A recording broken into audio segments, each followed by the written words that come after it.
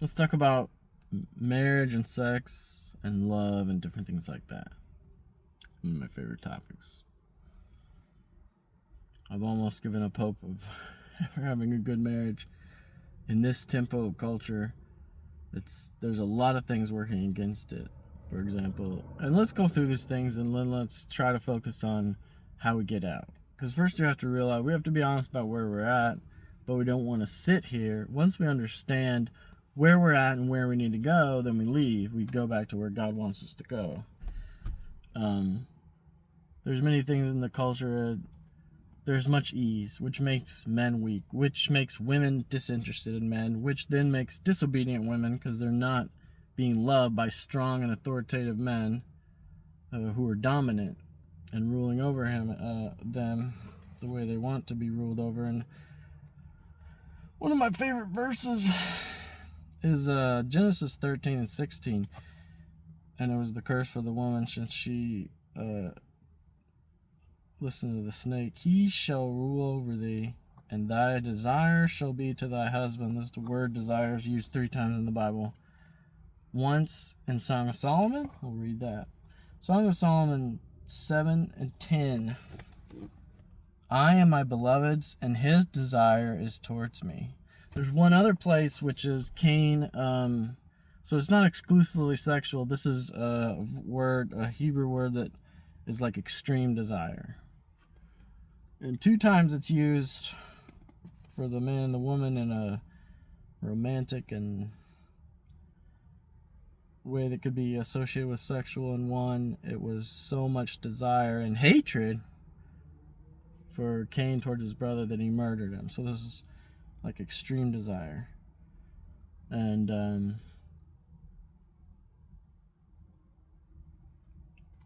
marriage is God's plan for family and covenant between God and a man and a woman. One of my big problems in my early life is I would make promises to people. Covenant has to be a 2-way street. But people would never really make much of a covenant to me. Or a few times it was on me. There was a girl who, if I had pursued her, my life would have been easy and peaceful and blessed. But I was a doofus. Ephesians 5:23, for the husband is the head of the wife, even as Christ is the head of the church. And he is the savior of the body. If a man is submitting to God, and even I'm a somewhat masculine man, and I think of myself in a like weaker state, almost feminine, in compared to God. And a woman, it is healthy for you. And this is not against, now, when I was younger, I would openly tell women, I expect submission. And that's one of the things I didn't like, because back then, it wasn't even a thing. And then, especially the Christian women, they thought it was, even though they wouldn't say it because it was against the church teachings, they didn't want it. And so then it was like 50 Shades of Grey came out and everybody's like, oh, submission is cool. But 50 Shades of Grey is a cheap version. She's submitting to extra equipment plus incredible money and power. And if you're a man and that's the only way you can get a woman to her happy place, then you're not much of a man. I have given women orgasms in the double digits multiple times. And this is a sin for me to do, but I'm just saying I've done it without. Now, I did have. Women do need. It's not just she's a gold digger. She needs a place where she can relax. And part of the covenant marriage, literally, the best sex is inside a covenant marriage, and people should take it seriously. One of the problems we have, men looking at porn, not focusing on their wives, and then the compounding opposite problem is when the men do focus on their wives, they get bad attitude instead of what if you're a woman, you need to read Song of Solomon to show you how you should respond and think about men's attention. Because if I compared my girlfriends, And again, I digress that this is sinning, but I'm still trying to use this life experience to learn. And I don't care if you know that I sin, because God already knows. The submissive ones got more happiness, security, and pleasure out of the relationship by like a lot, versus the ones that said, "You're a bad leader," and I was like, "Well, you're doing the opposite of what I'm telling you to do."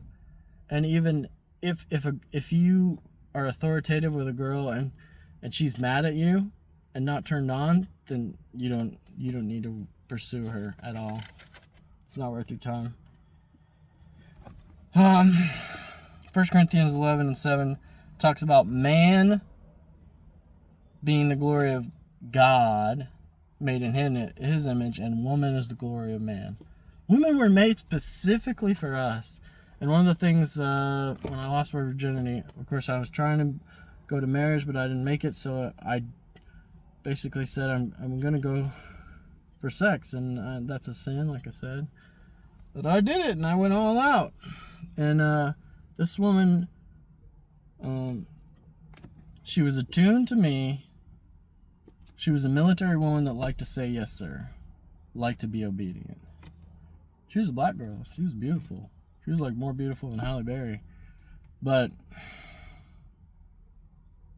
the big thing that women are sold this thing, and one of the triggers in movies is the love interest is causing her to cheat on her current relationship. So she's always looking outward. That's the default. Just like the porn that men are consuming is making them not focus on their wives, and the word porn that she's consuming is causing her not to be able to focus on him and to look outwardly emotionally. He's looking outwardly physically, and then you don't have intimacy. So we shouldn't hate each other for doing these things. We should hate that thing. Like, I should hate porn, and I do, but also, if I'm being honest, I have gotten comfortable with it, which is also a sin. You should treat a woman like a queen, and a man should be treated like a king. And here's the thing, in a relationship, if each one of you is expecting king and queen treatment, then neither one of you will be willing to be a servant, because in order to treat someone like a king in a certain way, you have to serve that person. So you should think of yourself both as a king and a servant. That's how I think of myself. There are days and times and situations, well, I will rub your little feet. And there are times where I am going to tell her to get on her knees. And that is right. That's the way it should be. 1 Corinthians 7:3-5 says, do benevolence. That is talking about you're not in control of your own body in a marriage. And they're like, oh, women's rights. Okay, if you're going to the legal way, you already lost the battle. Like, the covenant of intimacy is so much deeper than all this other nonsense. It's because if a man is connected to you, he's going to know when you're not ready, and he's going to, if you need to be connected. My body, I'm connected right here 24/7. If there's pain, I feel it. You want to feel everything. And there is a time where her emotions, like when you're in a situation where something needs to be done for the greater good, then you just need to tell her. Just, we'll have this conversation later. And there's other times that her emotions or situations, like if a woman's pregnant and there's a baby coming, you will obey that situation because the body will tell you, will force you, and then you do what is best for your body. Sometimes this is a relationship between the head and the body. There's no separation, and Christ is the head of the church. But a man is the head of a woman. When a woman is ruled over by a good man, the Bible says when the righteous rule, the people rejoice. There's been a lot of rejoicing that I've seen. But, and then she will be more secure being ruled. And a child that has a secure environment with rules, with some freedoms, with some rights, but yet a good obedient child, will be more secure and grow up confident. And let's look. Talks about a truly satisfying relationship takes selflessness. It's like if one of my biggest mistakes as a young person was fantasizing about what I wanted. So I was thinking about what I wanted instead of fantasizing about what I can give. Each person should think about the love that they would desire to give. And the other person's responsibility is to do the same thing, so you're going to receive something good if you're a person that's going to give something good. I've given some good things to people and they just give me back trash and treat me badly because they don't know how, and they're too proud to learn. And then I spent too much time with those kind of people, and I'm not going to do it anymore.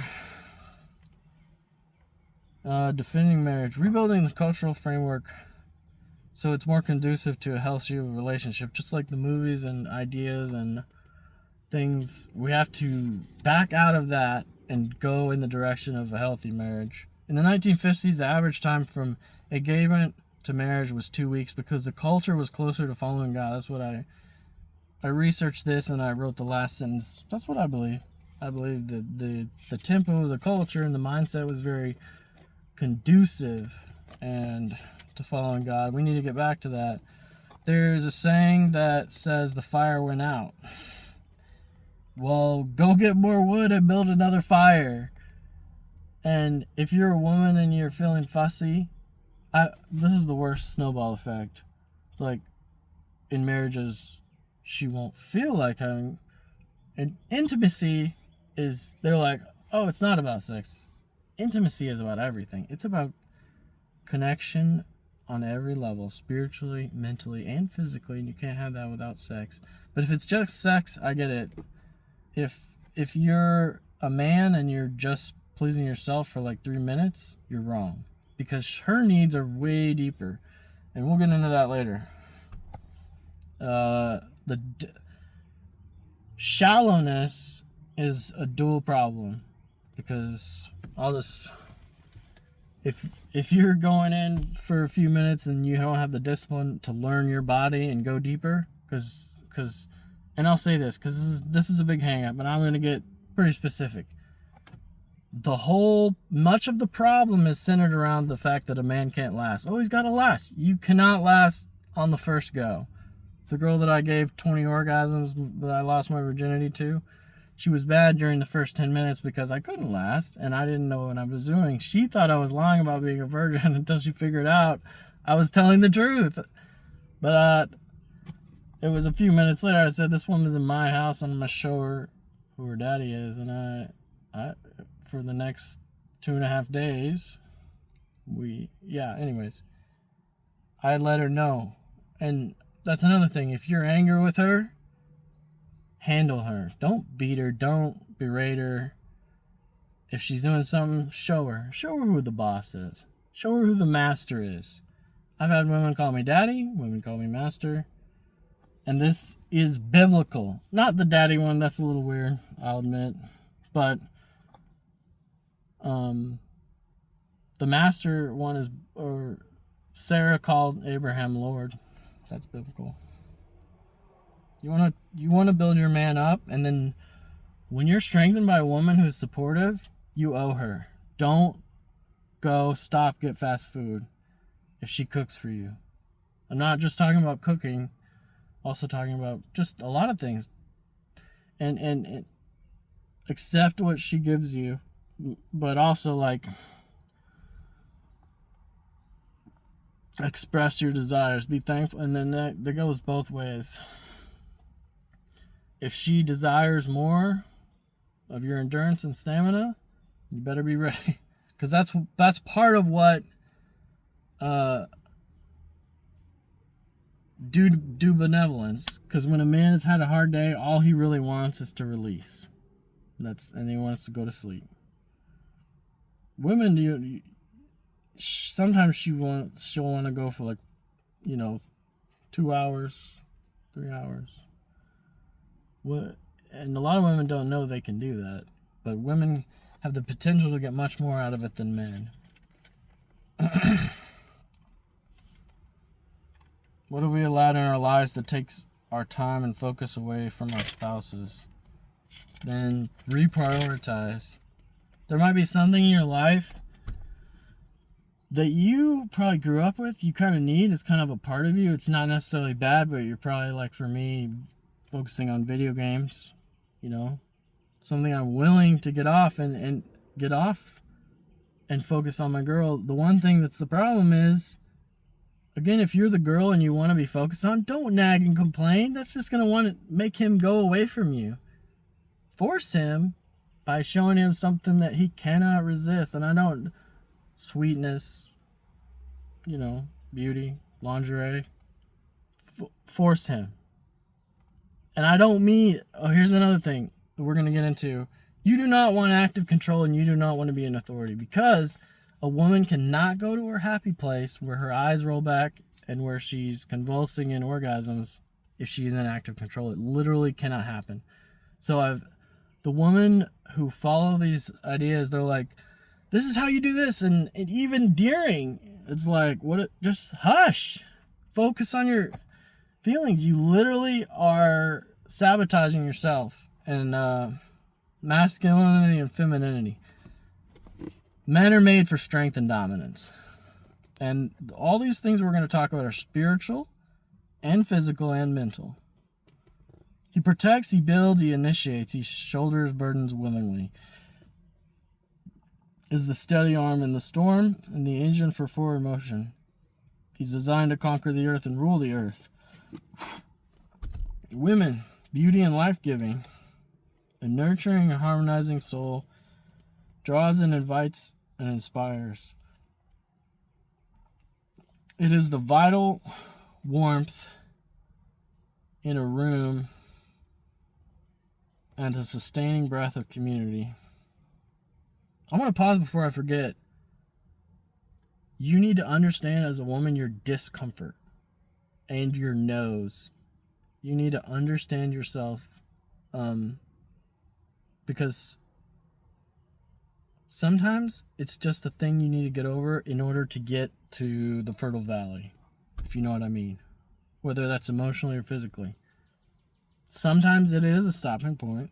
If you have a wise woman and she is very emotionally and mentally and spiritually disciplined, and she says, no, you as a man, maybe you're headstrong, you need to listen to your wise woman and pause, because she could save you from a great problem. Mission, designed to be a beautiful, life-giving spirit, to rule alongside the man and be ruled over by him. I enjoy that, so I'm going to put a bunch of that in there. Then I put Genesis 3:16 again. He shall rule over thee. I like it.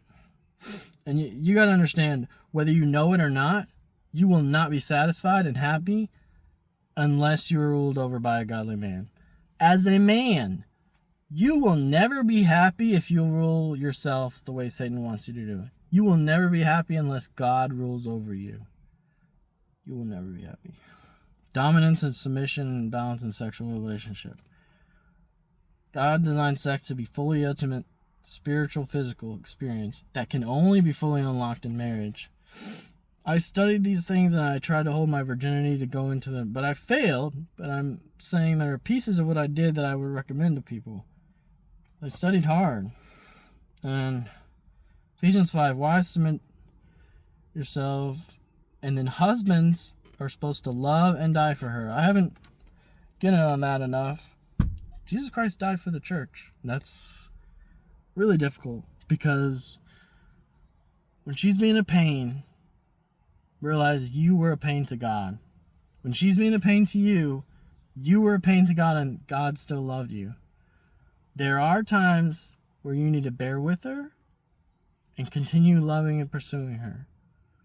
Now, there are times after that, if she continues acting like, what word do I want to use?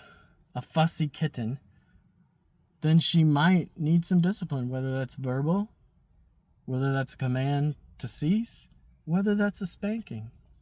I don't know. I don't mind. I like to take care of it. And you can give a spanking that is pleasing or not pleasing. Okay. 1 Corinthians 11:7. He is the image of glory of God, and the woman is the glory of the man. You gotta understand that woman was made for man. She's everything we need. She's beautiful. She's the woman. She's wonderful.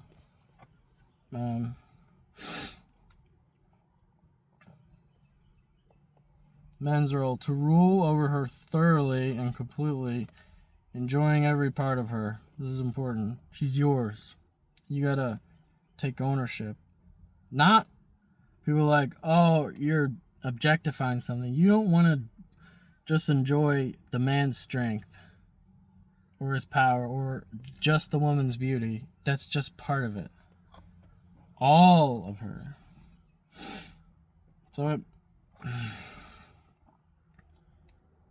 lose yourself in her beauty. Treat her as a queen. Stay in active control most of the time. Be a giver. Above all, love her as part of yourself. Her role: surrender to enjoy submission, to be a snuggle bunny. I just like to use terms like that. It's going to help your wife get into the mindset and enjoy it. Let go and be in passive control.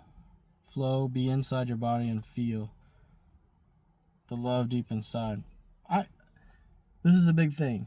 Letting go. And you got to understand from her part, it takes a lot of trust to let go. And do that, because men are terrible. Human beings are terrible, and just to let your guard down that much, you got to understand it takes a lot, and it's understandable that it may take some time to get to different points. You may want it, but it may be that you have to work a lot harder for it. Accept his strength and pursuit. Urge him on with soft, passionate moans and whispers. I mean, I like to put that stuff in there. It's a little bit beyond where the Bible goes, but think of him and treat him like a king. Reward and punishment. I didn't get into that, but there has to be. This whole thing of like completely unconditional love is just an excuse for the abuse. Yes, God will always love us after a certain point. God will not accept and neither should you accept certain things in a relationship. If it's like 10%, someone's giving 90%, that's an unbalanced relationship. There's no way that should continue. You try to figure out what the deal is. He seeks active control. She seeks passive control. My first girlfriend, here's the thing about her. She wanted to get married after sex, but I couldn't because, oh man, she was a masteress at pleasing men, because she learned through doing some naughty things. And she was very, very good at it. The reason that saved me from marrying her was I knew it would be built on sex. Even though she wanted to go to church, she wanted to do everything I wanted to do. She was like completely submissive. But the root of her reasoning was sex. And sex cannot be a foundation. That's a beautiful thing. And this is the same reason women can't lead. They're beautiful and wonderful. They're not designed to be... The man, a godly, strong man is much more stable. He's designed to be the foundation. A man must answer to God. And where's I going with that? Anyways, she got mad at me when I wasn't controlling. Versus a lot of these girls, you're literally shooting yourself in the foot. Like, look at your body. Look at his body. Look at how culture should obey the laws of nature more than it does. If you look at how sex is and they kind of understand how it is, God made it. And I'm not talking about perverted stuff. Some of the porn industry has perverted some things, and some things in the porn industry are just how God made it and they took it out. It's beautiful. And that's another thing. If you're in a marriage, you can be a bad boy with your wife, and that's honorable. You can do anything that God allows. And you can be your wife can do a lot of things, and that's a huge hang up. Men need certain things, and I believe the Bible talks about oral sex, and I think it's really important. And if you look at the health benefits of it, especially for, and I'll tell you, the women that got 20 orgasms in a weekend, 12 in a day, and then 8 in another day, all of them before that were drinking thing. Drinking my power. And the ones that didn't get hardly anything, and I know I'm sinning. I'm just telling you, like, all these women are trying to tell me how things should go, and I'm like, no. This is how it should go. Male sexual rhythms and stamina. I mean, you're coming from one side, you're starting at this point in some areas, and she's starting from this point. You're more like a battery. So don't, like, people, I don't even, if you want to last a long time, well, I mean, don't worry about, like I said, your stamina is on your second and third, fourth. And if you don't know that, then you need to discipline yourself. Or she can help you with that if you have a wife already. But then sometimes I don't even start. I just get her started. If you get her started, she can go. She's like I like to think, a lot of people say women are like a well. They need to be drawn out. It's also like she's a ramp.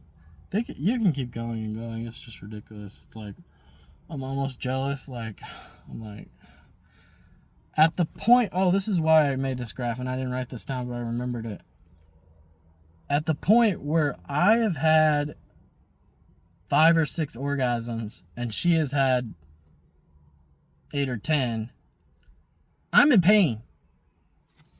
And at that point, maybe she is too, but the further you go that way, you're going to get blue balls, and that's part of giving yourself up for your wife. Up to a point. Don't hurt yourself. But try to give her a magical experience. Show her who's the boss. She will sing your praises if you give yourself up like that for her. And then a lot of women will deny that they can do that. And they're like, your words become your truth. And it's only your truth because you're denying what's possible. Because you're stubborn. And it's like, she's like, yeah, anyways. The potential, it's like, and it's proven, these women that have sex with like tons of men, it proves that women can go for forever, dude. It's literally a matter of your priming her properly, and your stamina and your care for her soul, like you're wanting to join with her fully, not just having sex. But sex is part of it, and it shouldn't be as excluded. There's some interesting things. Do not awaken love until he pleases. But actually, Song of Solomon, I'm actually not sure what I want to say about this. That's in Song of Solomon. Do not awaken love until he pleases. Sometimes in Song of Solomon, it's until she pleases, but in Hebrew, or if you look at the Hebrew and Greek, it's until he pleases, both times. It's masculine. So we live in a world that's centered around her random moods, instead of a man who's on a solar schedule, day by day, who's consistent. If you, as a woman, anchor yourself and be selfless, when you begin, she's going to have very little testosterone, and her sex drive is going to come from how tender you were with her and different things you did, how she feels in that. But as far as testosterone, she doesn't have it. If you don't feel like, just be selfless and think about your husband. You will later, even if a woman doesn't get anything out of a sexual exchange, she'll be primed for the next one. She'll be ramped up. And this is one thing that a girl on Christian Dating, she showed me this. The Stepford Wives, the one with Nicole Kidman, this is pretty interesting. And the story is like, the girl on Christian Dating, she said she wanted to be controlled completely, and I was like, only in the bedroom? She's like, no, everything. I was like, whoa, that's a little much even for me. I think that is a little much. I think there's actually some things women are better at doing, and through like flow energy and female energy, she's better at controlling that. Now that's again not active control. Let's think about Gladiator. Gladiator said when they were in the Senate, and he said, "As always, my lady, your lightest touch commands obedience." Your lightest touch. That's why, as a man, when you have everything, you should listen to your wife, pay attention to her body, what she's feeling and thinking. You should be connected to her spiritually, mentally, and physically. So her lightest touch can make a difference, because if you're not listening, sometimes men aren't listening and paying attention, and a woman screams or yells, and it's a cry for she has a right to do that because you haven't taken care of her properly.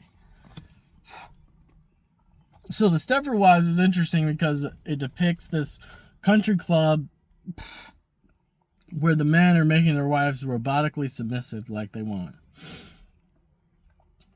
But the interesting thing is, at the end of the movie, there was a woman behind all of it, and the man behind all of it was actually a robot that she created. So it's like, deep inside, a woman desires this. It's just like, I think of the world, God made the world to be conquered by men, but if you go in, now, I think of two different sides to this. If you go in unprepared to the wilderness, you're going to get crushed. If you go in unprepared for a woman, she's going to crush you, but because part of her nature, it's not evil. She wants to know if you're strong enough to be her man. And you as a woman need to understand the difference between your actual rejection, a stopping point, and a challenge or a test for a man's strength. You need to understand that. You need to have a reward and punishment plan for the pursuit of you. That's what I would tell my daughters. The reason I'm talking about this stuff in somewhat explicit language is because no one on the good side is doing it, and when Christian kids will go to get answers from elsewhere, and that's even worse. Like I said, the biggest thing I can stress is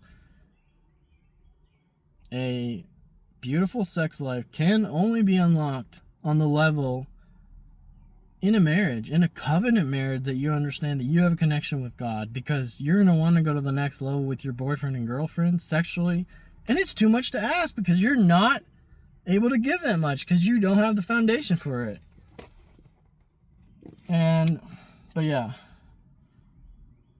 the woman was the mastermind behind it all. I think that's the end of what I've got written down here about this. Yeah. But I think intimate things are rather beautiful. And I remember, speaking of resistance, and I want to show you this because most men don't have the strength to even see this. The second girl that I was intimate with, and I digress again, I was sinning. She was living at the first two, I owned a house and I had a good job and I was in Fight Club. Like, I had everything. That's another reason they were able to enjoy themselves a lot too. Women need that. And so if the culture would swing back more to men should make a lot more money, and this whole women's equality, women were like, he should take care of me, but then she wants more money, which takes more money away from men. The women of the 1880s, they laughed when it was they're talking about letting them vote. They laughed. They said, why would we want to vote? You know, the men handled their arena and the women handled the home and made it bloom. I don't want to control my life. I want God to be in control of my life in those arenas. And I want to stay inside his laws. And you should want to stay inside of a man's laws. It's like an OnlyFans girl. She's pleasing 100 men. She's hoping for romantic, but there's really hardly any way unless that stuff is put away. And like, what was I doing with these women in my house? There was there was hardly any outcome of a healthy marriage and then a long, healthy relationship with kids and a healthy sex life from that encounter. Oh, but what I was going to say is, so this girl, I took a lot of time with her, like a day and a half or 2 days. I let her stay at the house. I didn't have sex with her. I just primed her. And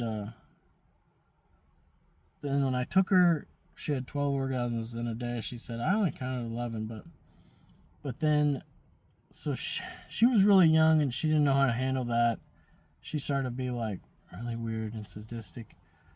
She was used to abuse. She was waiting for the abuse, but it never came, so she was even more scared because I was treating her rather kindly. She started talking to me that I should choke her and doing all this. I tried to make her happy a little bit, but like going down there, I was like, no. But anyways, one thing she did was I told her it's time to go to bed. She did something that I said, either you repent of it or there's not going to be more. I'm not going to. There's not going to be more sex. Anyways, she didn't do what I told her. She's creating a ruckus. I told her it was time for sleep. She said, you go sleep on the couch. I said, you can go sleep on the couch. This is my house. She got mad, slept on the couch. And then I was like, oh, peace. But I felt bad. I said, well, I think about her. And I was like, well, I can't let her stay out there. So I went and got her, and she was trying to fight me. So I had to wrestle her. I wrestled her, picked her up, brought her back. She left again. And a lot of people were like, no, don't do that. I wasn't hurting her. I have the skill and understanding, and oh man, it was exhausting. So I went back. This happened 2 or 3 times. And on the last time, her body just went free, and she stopped fighting me, and she held me so tightly. And she said, Rick, I just want to be close to you. And that battle that we fought, I don't know where it came from, but it was one of the most intimate hugs and embraces and most rewarding rewards that I've ever had in my life, because she cried and I held her, and it was just beautiful. Even though the relationship didn't continue, I gave her a certain set of rules if she wanted a relationship, and she didn't follow those. So anyways, but that was a beautiful moment in my life that I appreciate. And again, ideally, you will teach your sons to be leaders, to be dominant yet gentlemanly and respectful, not to go for sex. Like, you as a man should be walking around Jericho 7 times before you you should be sieging the castle before you ever, and you should be married, of course, but even the principle of I like to siege the castle to where she's begging for it before I ever give it to her, usually. Sometimes it's just about, it goes, if you're in a relationship, you can have different kinds of intimacy, and obviously I haven't had any kind of love in a long time. So I'm trying to vicariously talk to people. Yeah. It's hard to see any pathway in this dark future that spells for some kind of love, but it's nice to think about anyway. But no, God made it, and then God's the author of the thing. When you see the sunrise in the morning, when you are married and you have orgasms with your spouse, that's beautiful. God made it for you to enjoy and make a lot of babies. That's good. There's a sickness in that was installed there by evil people, some of it, that severed Christians from godly principles they have a right to within their own marriages. And so people started looking outside of their marriages, and it's always the hardest thing I'm always Well, I'm asking myself, what did I do? What could have I done better? How am I contributing to the situation, right? You have to ask yourself those questions. It's not the lacking of confidence, but be a strong man. Be a beautiful woman. I'm not talking about putting on makeup. That's another thing. Makeup. There's certain things like ego is a cover. A man who runs on strength and honor is not going to. Ego is always going to be a thing with all humans, especially men. But it's not the gas that you should run off of. And it's a shell of the true power which is underneath. And then, yeah, you're not going to last long in any way, shape, or form. And for women, yeah, don't try to cover yourself up. Women have this thing today where they feel like they have to deceive a man in order to, but your beauty is good enough for like your actual beauty. And that's one thing is women have a right to be hidden, to keep a secret so he can pursue you, to then learn the secret and feel like he's conquered something. But don't lie. It sets up a pathway to you that only a crooked man can follow. Or that's one of the reasons the girl, she lied about something. I told her to repent about it, and she didn't. So our relationship did not continue. And I've met a lot of, that's also a big problem with, especially American girls. And I'm not trying to be, but, well, it's people. The biggest problem with American men are probably porn. But the best thing we can do is focus on submitting to God. And if you're a man, prepare yourself to lead. Prepare yourself to give yourself up for your wife. Prepare a great reward for someone who will give themselves fully to you. And even if you've fallen, like, don't pretend to be like a born-again virgin, but purify yourself as much as you can, because Satan is going to say you're dirty, so just keep going. But wherever you're at, there's someone, I think, that God can prepare for you for marriage. And marriage has to be the highest, and it has to be put in a high place and protected and honored. And that's what I think. And I pray that you hear this and benefit from it.